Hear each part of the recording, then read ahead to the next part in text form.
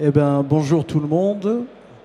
Je m'appelle Badi Sami, je suis maître de conférence à Télécom Sud Paris et je vais vous parler sur la nécessité d'appliquer une détection d'intrusion qui respecte les normes de sécurité et de la vie privée dans les réseaux de transport intelligents. Donc ma présentation, elle va suivre ce plan-là. Et juste pour vous mettre dans le contexte, en réalité, il existait depuis la fin des années 90, début des années 2000, la recherche dans ce qu'on appelait les réseaux véhiculaires ad hoc. C'était une sous-catégorie des réseaux mobiles ad hoc, manettes, sauf que les industriels n'ont pas beaucoup suivi, ce qui a fait que l'élan dans ce type de recherche a connu un essoufflement. Mais avec l'émergence de tout ce qui est Internet des objets, la ville intelligente, les smart cities, on s'est rendu compte, parce que une ville intelligente ou une smart city, c'est un ensemble de cas d'usage, de use case, comme la maison intelligente avec la connectivité, la domotique, les réseaux de capteurs. Et le premier cas d'usage, c'est les réseaux de transport intelligents.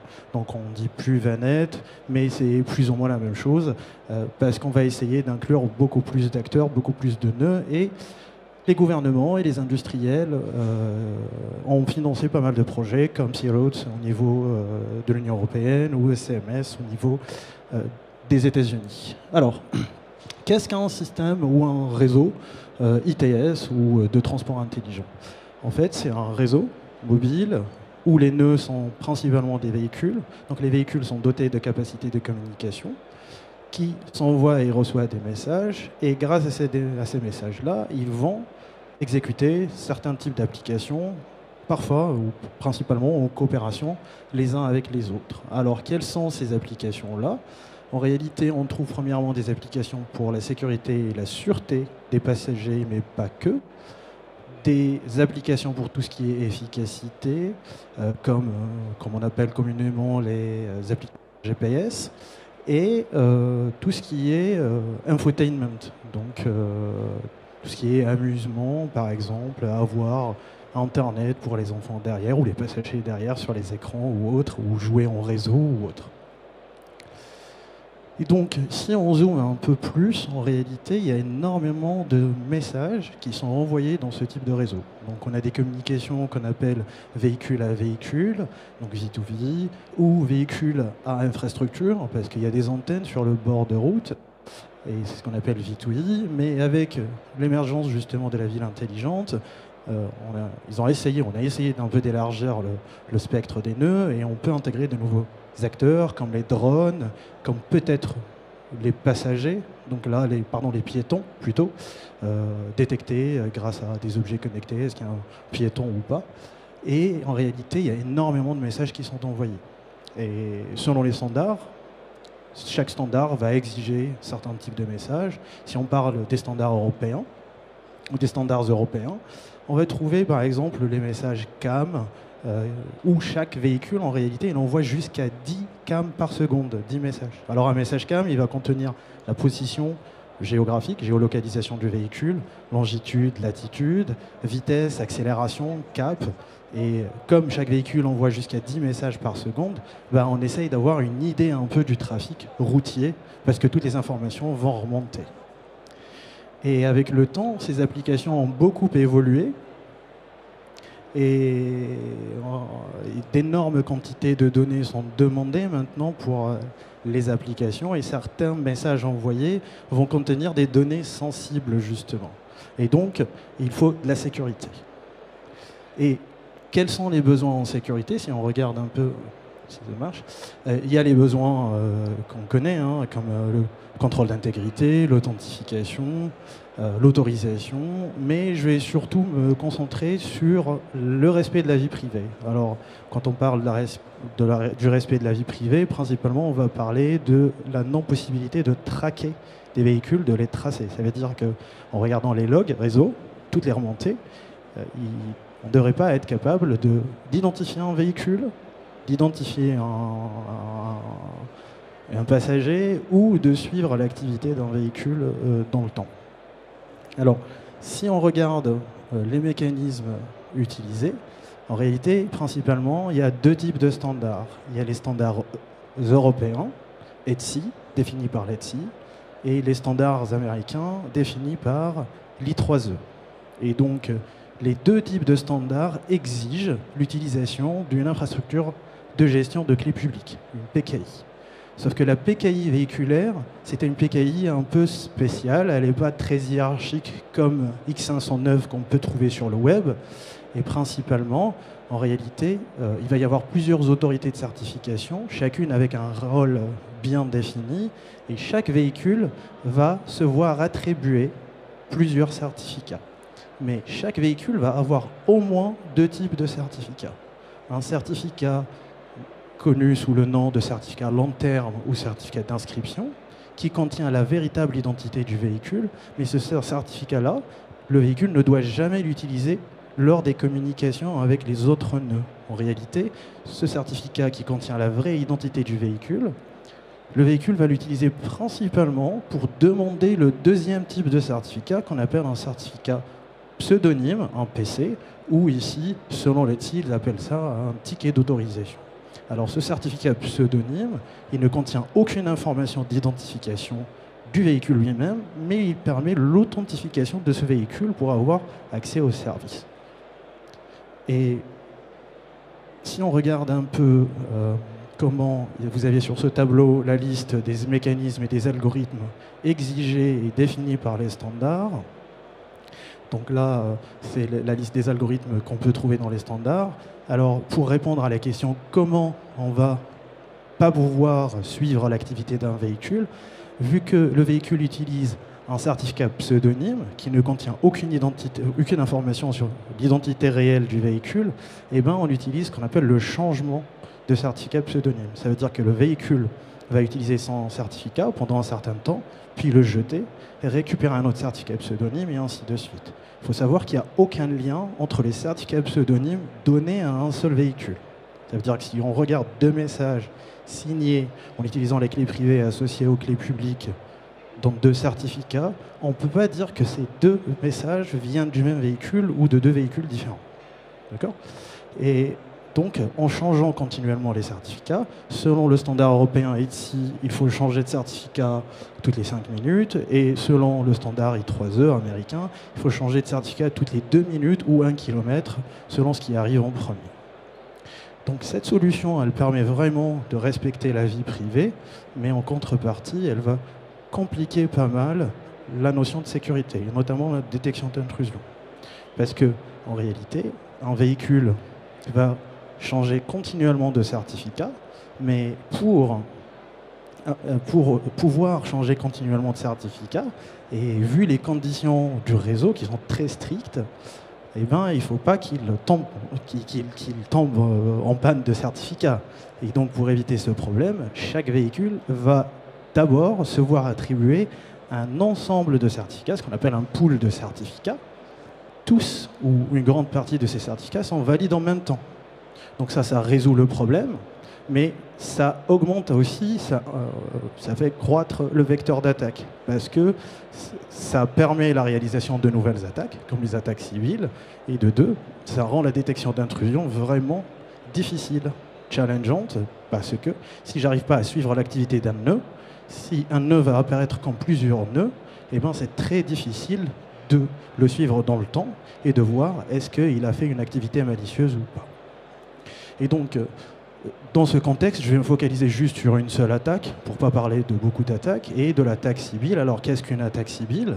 Une attaque civile, c'est une attaque où un nœud malicieux va créer plusieurs nœuds virtuels pour essayer d'avoir une influence sur le réseau, notamment sur les applications de vote. Alors, comment il va faire ? Comme le véhicule dispose de plusieurs certificats, donc de plusieurs identités, il va forger plusieurs messages. Il va les signer avec des certificats différents, et en réalité, les autres véhicules vont recevoir des messages. Et comme il n'y a aucun lien entre les certificats pseudonymes, eh ben, tout le monde, enfin toute l'infrastructure et tous les véhicules vont croire que les messages viennent de nœuds différents.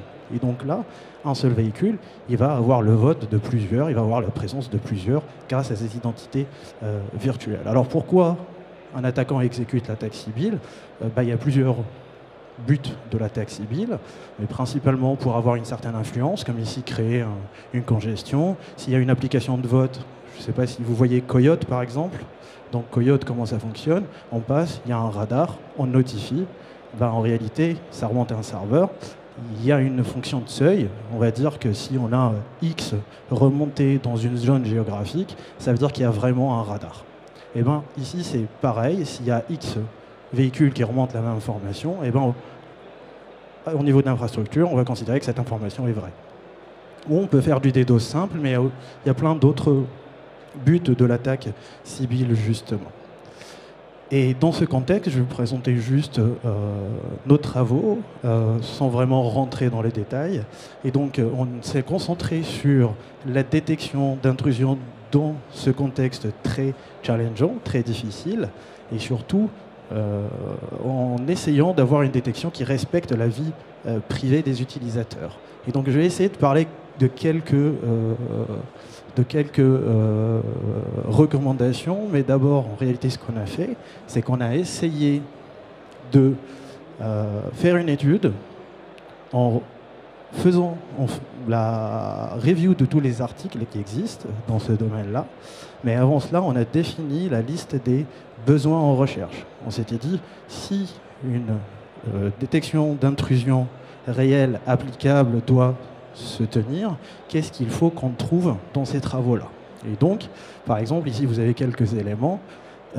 Une solution qui est proposée ne doit pas considérer une autre architecture, une autre, un autre type de message. Alors, pour expliquer cela, en réalité, il existe des standards sur les communications réseau.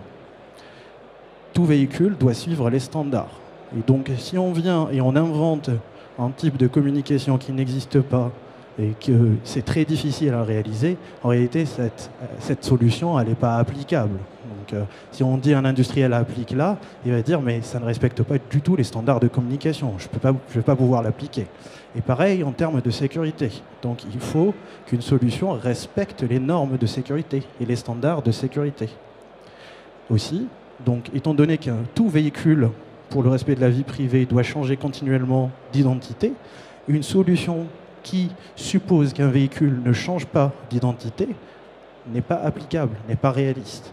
Et pareil, si on doit impérativement suivre l'activité du véhicule, eh ben là, il faut se reposer, comme le standard américain, il propose ce qu'on appelle une linkage authority, donc c'est une autorité qui va lier les certificats, mais ici c'est une autorité très spéciale, et on ne doit pas concentrer tous les pouvoirs. Une autorité seule ne doit pas pouvoir lier les certificats d'un véhicule. Il faut la collaboration de plusieurs entités.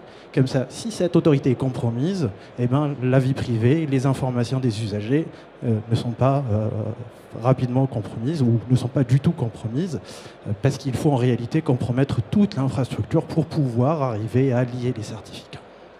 Donc, dans ce contexte, ce qu'on a fait, c'est qu'on a pris tous les travaux, on s'est focalisé sur un type d'attaque pour être vraiment pertinent, et on s'est focalisé sur l'attaque Sybil, et sur les 20 dernières années, on a pris tous les papiers de recherche, et on a essayé de les analyser.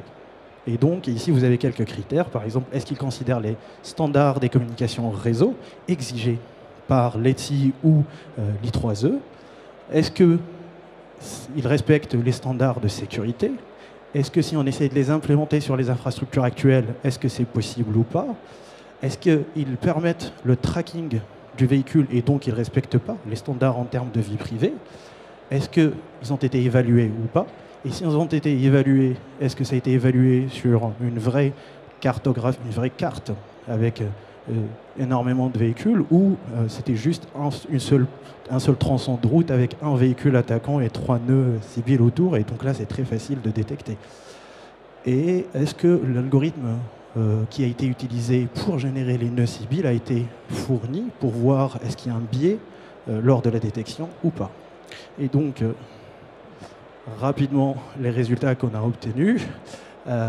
Est-ce qu'ils considèrent les standards? Une très grande majorité ne respectait pas les standards réseau et surtout ne respectait pas les standards en termes de sécurité et de vie privée. Donc il y a une exigence que chaque écosystème utilise une PKI et qui a cette notion de certificat, et bien là, il y en a qui considèrent juste une clé symétrique et ils considèrent que c'est l'identité du véhicule alors que c'est complètement faux. Donc si on essaye de l'appliquer réellement, ça ne marchera pas. Est-ce qu'ils permettent le tracking? Ça veut dire qu'ils reposent sur l'historique du véhicule. Et si c'est le cas, est-ce qu'il utilise une autorité dédiée à cela? La réponse était aussi non. Très peu de travaux considèrent que le véhicule change d'identité. Et vraiment, est-ce qu'ils suivent l'historique? Est-ce qu'ils montrent comment ils ont fait le tracking ou pas? Là, ils ne l'expliquent pas. Et est-ce qu'ils ont fourni l'algorithme utilisé pour générer les attaques? Une grande majorité, ce n'était pas le cas. Et ceux qui le fournissent, on a vu que l'algorithme de détection qu'ils proposent, il est en partie, il se repose en partie sur comment l'algorithme est exécuté. Pour vous donner un exemple, quand on génère des messages faux, il y a plein de champs dans les entêtes, ils vont les remplir avec des champs aléatoires où c'est toujours le même champ, les mêmes valeurs. Donc n'importe quel algorithme de classification, il va les classifier selon ces champs-là, et donc tout de suite on va détecter que c'est des données fausses ou pas. Donc il y a un biais très fort lié à l'algorithme lui-même pour faire la détection par la suite. Et donc, quand on a vu ça, on a essayé de produire quelques recommandations. Donc, dans un premier temps, on a fourni un modèle réseau. Et pour aller plus loin, on a fourni un jeu de données sur 24 heures avec des milliers de véhicules où chaque véhicule va avoir ses propres traces. Et en réalité, pour aller vraiment dans un environnement réalistique, pour faire de la détection dans les environnements véhiculaires, il faut toujours considérer deux cas d'usage. Le cas d'usage d'un environnement urbain, où il va y avoir une très grande densité de véhicules, très proches les uns des autres, et qui roulent avec une vitesse réduite. Et il y a l'autre cas de l'autoroute, où les véhicules vont rouler avec une vitesse plus grande, mais ils seront un peu plus espacés. Et donc, nous, on a fourni deux jeux de données sur 24 heures avec des milliers de véhicules, des jeux de données réalistes qu'on a extraits d'un énorme jeu de données qui s'appelle Cologne. C'est les jeux de données de tous les taxis sur la ville de Cologne. Et on a extrait ces deux cas d'usage pour vraiment faciliter l'implémentation d'approches. Et aussi, on a fourni un modèle pour les attaquants.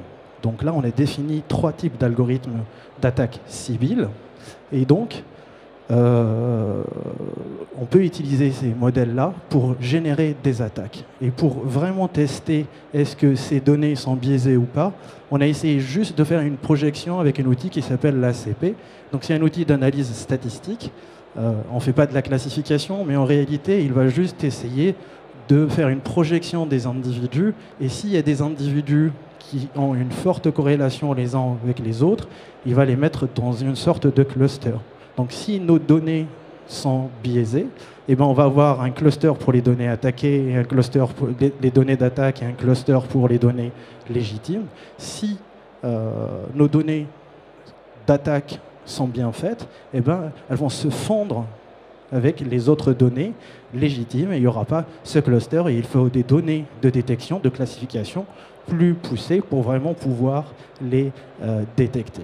Et comme vous pouvez voir sur 2 des scénarios, vous pouvez voir en rouge, c'est les données relatives aux nœuds civils, donc les nœuds virtuels, les données générées, les attaques, et en bleu, c'est les données légitimes et vous pouvez voir que c'est complètement mélangé, il n'y a pas cette notion de cluster, et ce qui veut dire que l'algorithme de génération, sans la détection, évidemment, si on a un algorithme de détection poussé, c'est le but pour aider de faire la recherche sur ces algorithmes de détection, mais de base, on n'arrive pas à les séparer facilement, les données se ressemblent, comme sur une attaque réelle. Et pour aller plus loin, on s'était dit que si on fait de la recherche, on va appliquer des algorithmes de détection qui soient adaptés à l'environnement, par exemple centralisés, décentralisés, et on a regardé, c'est très difficile en réalité de les appliquer réellement, et donc dans ce domaine-là, on va se tourner vers la simulation. Mais quand on a regardé les simulateurs existants, et on les a comparés selon les critères que vous voyez ici, à notre grande surprise, ils ne supportent pas du tout les applications de sécurité. Ça veut dire que les véhicules n'ont pas de certificat, n'ont pas d'identité, ne changent pas de certificat.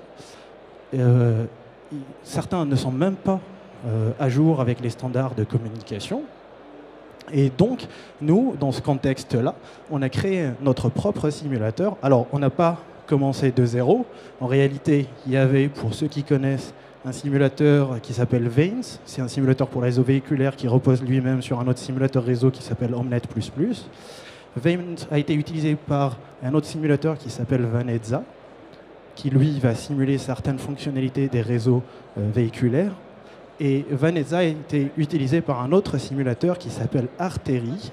Et lui, il va créer tous les messages selon le standard ETSI, selon le standard européen. Sauf que ils n'ont pas la couche sécurité. Et nous, on a implémenté toute la couche sécurité.